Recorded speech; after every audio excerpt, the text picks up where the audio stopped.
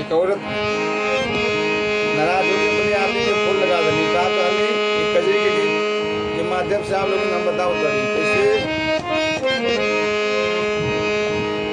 जब से गईला बलम परदेसवा, जब से गईला बलम परदेसवा, पारी दिहला कल सवाना।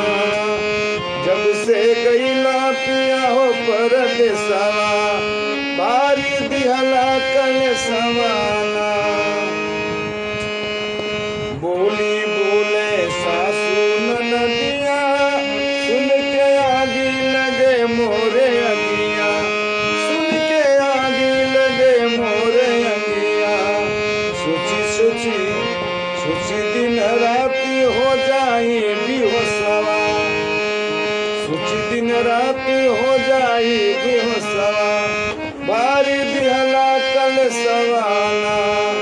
जब से गईला पिया हो परदेसवा, बारी दिहला कल सवाना।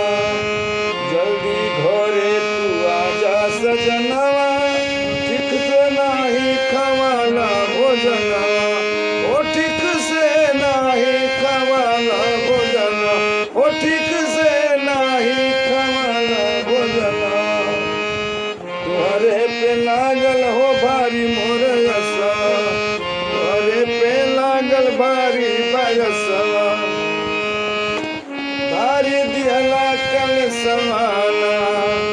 जब से गईला पिया हो परदेसवा, भारी दिहला कल सवाना, ओ भारी दिहला कल सवाना।